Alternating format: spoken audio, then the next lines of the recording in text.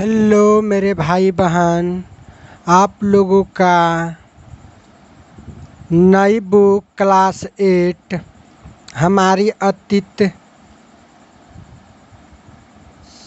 सामाजिक विज्ञान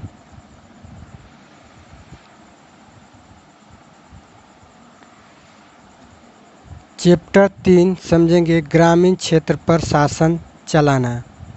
आज इस चैप्टर का सभी क्वेश्चन को आसान और सरल तरीक़ा से उत्तर देंगे। यह क्वेश्चन है, कहता फिर से याद करें। एक में कहता है निम्नलिखित के जोड़ बनाए। यह है मिलान करने वाला। देखिए इस प्रकार क्वेश्चन है। देखिए रैयत और महाल, ये दोनों हम पहले समझ लेते हैं। देखिए ये रैयतों का मतलब होता है किसान। रैयतों का मतलब होता है किसान। और देखिए जा महाल का मतलब होता है ग्राम समूह। समझ गए। रैयत का हो जाएगा किसान, तो रैयत को हम किसान में मिला देंगे। महाल का मतलब अभी समझे ग्राम समूह, तो इसको ग्राम समूह मिला देंगे। अब देखिए निज। देखिए निज और रैयत का मतलब होता है निजी खेती की व्यवस्था में बागान मालिक खुद अपनी ज़मीन में नील का उत्पादन करता है, तो इसका मतलब हो जाएगा बागान मालिक खुद की। इसका हो जाएगा नीच का, ये हो जाएगा। समझ गए। रैयती का मतलब हो जाएगा ये हो जाएगा। उम्मीद करते हैं कि बढ़िया से क्वेश्चन एक का सभी उत्तर समझ में आ गया। मिलान का जोड़। दो को समझेंगे। यूरोप में वुड उत्पादकों को डैश से अपनी आमदनी में गिरावट का खतरा दिखाई देता था। इस क्वेश्चन को हम समझेंगे। देख सकते हैं यहाँ पर वुड नामक हैं। देखिए यहाँ कहता है नील के साथ प्रतिपात से परेशान यूरोपीय को वुड उत्पादकों में अपनी सरकारों पर दबाव डाला कि वे नील के आयात पर पाबंदी लगा दे। तो इसका नील हो जाएगा। इसमें हम नील भर देंगे। क्या भर देंगे? नील। हम दूसरा समझेंगे। 18वीं सदी के आखिरी में ब्रिटिश ने नील की मांग डैश के कारण बढ़ने लगी, तो इसका भी हम लिख देंगे अधोगति। देख सकते हैं ब्रिटिश ने अधोगतिकरण का युग शुरू हो चुकी थी, तो अधोगतिकरण भर देंगे। इसमें भर देंगे अधोगीकरण। इसका उत्तर हो जाएगा ख का अधोगीकरण। अब हम पढ़ेंगे गो। डैश की खोज से नील की अंतर्राष्ट्रीय मांग पर बुरा असर पड़ा। तो इसका आंसर हम लिख देंगे इस प्रकार। देख सकते हैं यही होगा कृत्रिमन रंग का। इसको यही भर देंगे।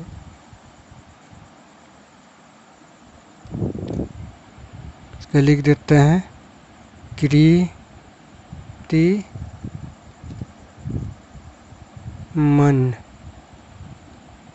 रंगों, यही भर देंगे।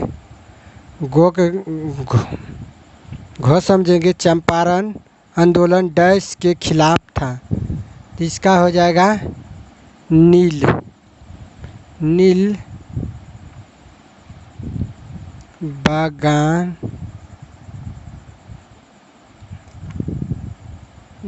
बागान मालिक मालिक, यही होगा उसका उत्तर। उम्मीद करते हैं कि दो का भी सभी क्वेश्चन का उत्तर आपका समझ में आता होगा।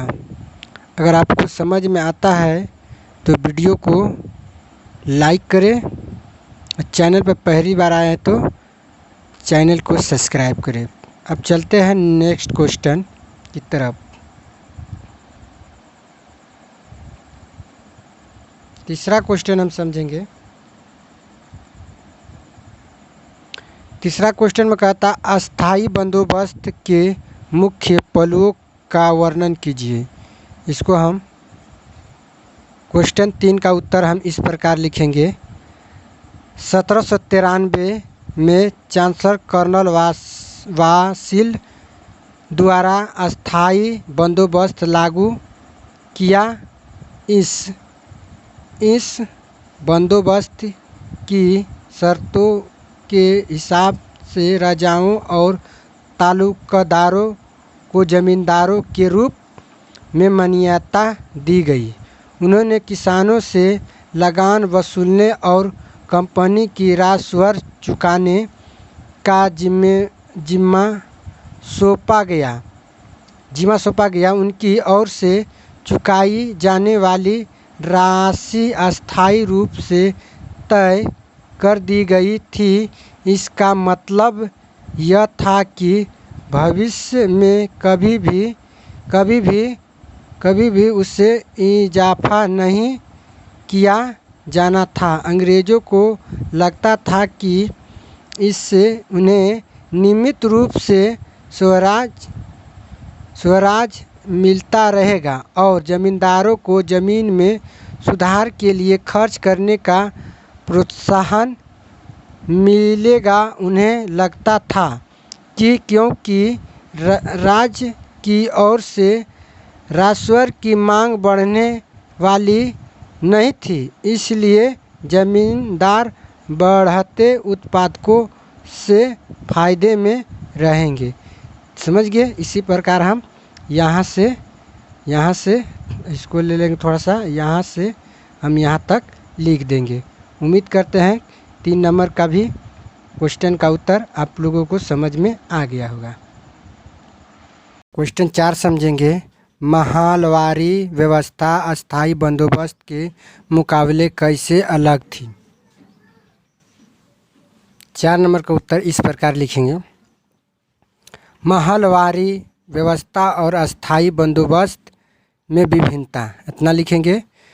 पॉइंट 1 में लिखेंगे महलवारी व्यवस्था बंगाल प्रदेश के उत्तर पश्चिम प्रांतों के लिए हॉल्ट मैकीज नामक अंग्रेज ने 1822 में तैयार व्यवस्थाई, जबकि अस्थाई बंदोबस्त व्यवस्था लॉर्ड कर्नल वासिस ने 1973 में लागू किया गया था। समझ गए?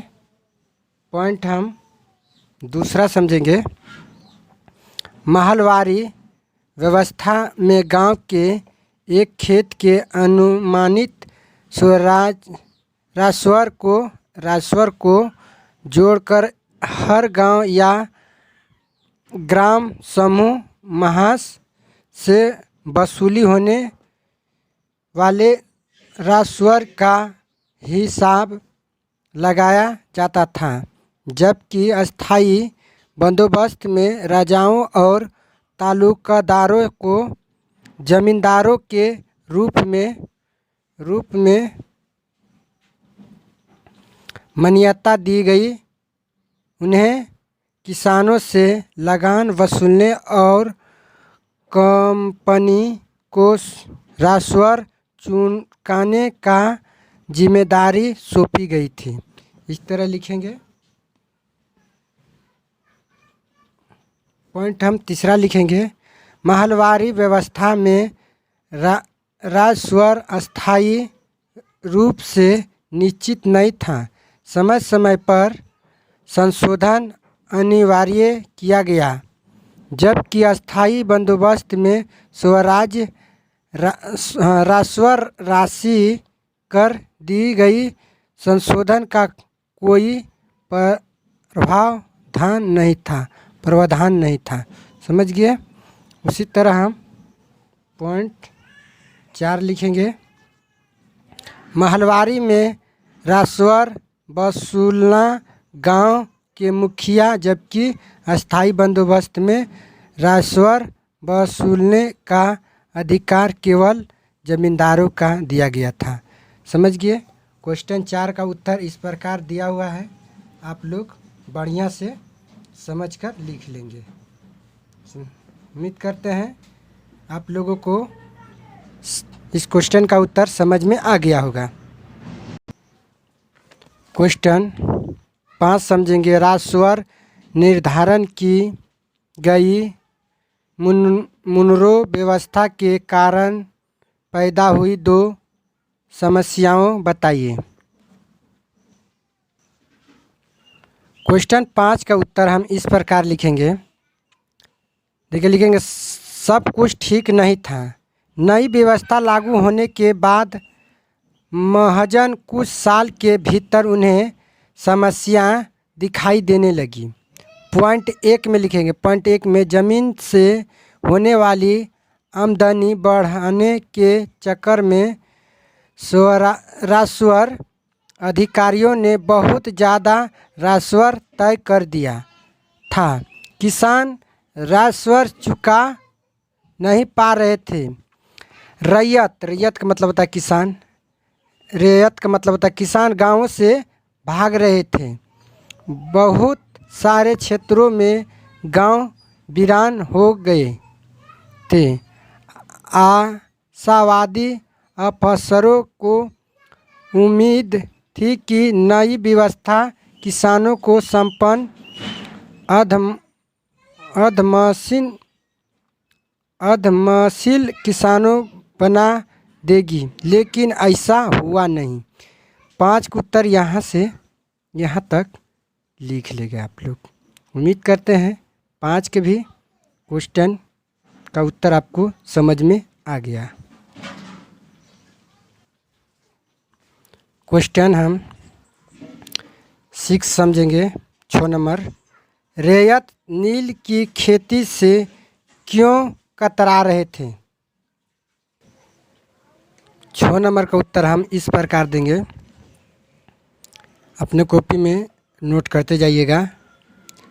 लिखेंगे, उन्हें नील की जो कीमत मिलती थी वह बहुत कम थी और कर्ज का सिलसिला कभी ख़त्म ही नहीं होता था।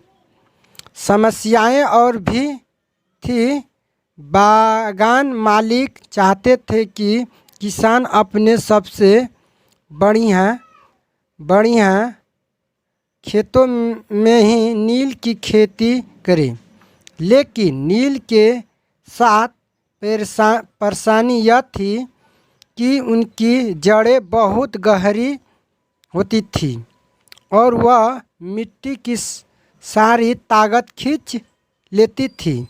नील की कटाई के बाद वह धान की खेती नहीं की जा सकती थी। समझ गए।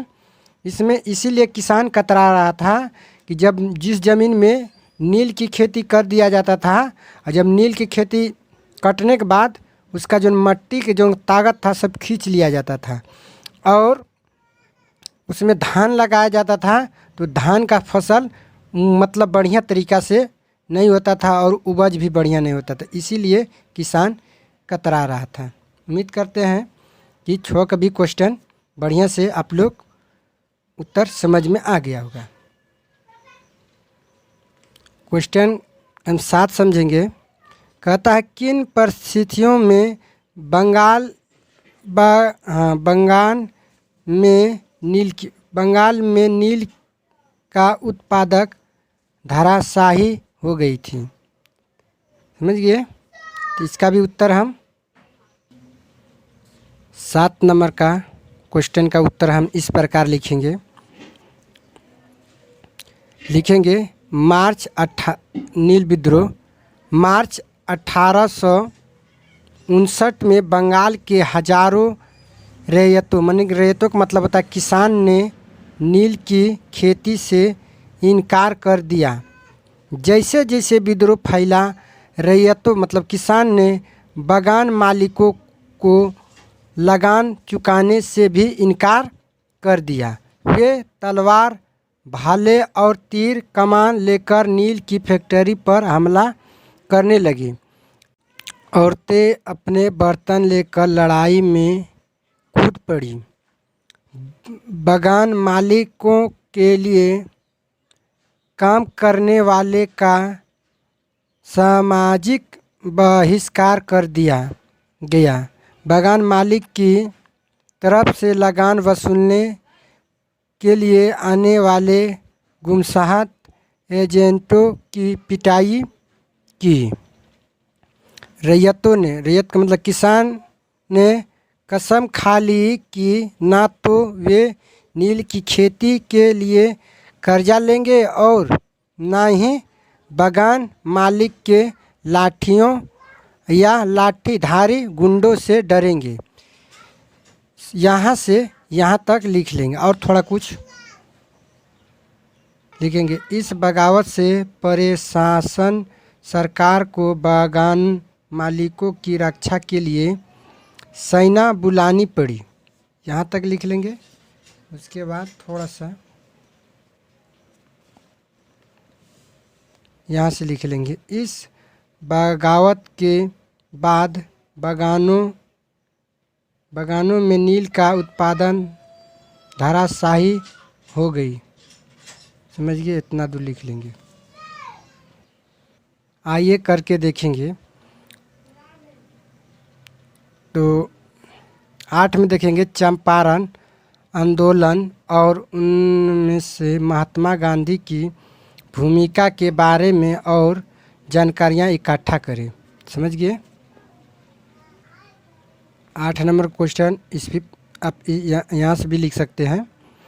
लिखेंगे जब महात्मा गांधी दक्षिण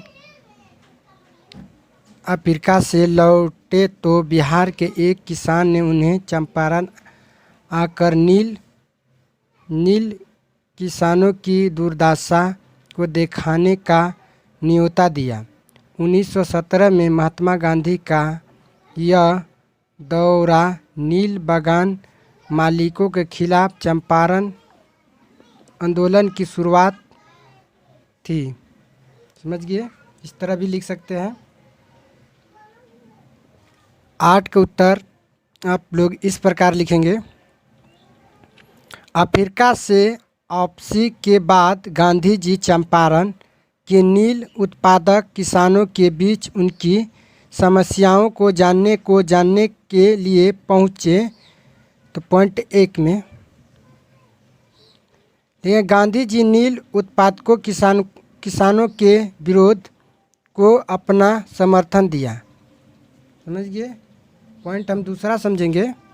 गांधी जी भारत में अपना सत्याग्रह चंपारण से शुरू किया, जो कि नील उत्पादकों किसानों के समर्थन में बागान मालिक के विरुद्ध था।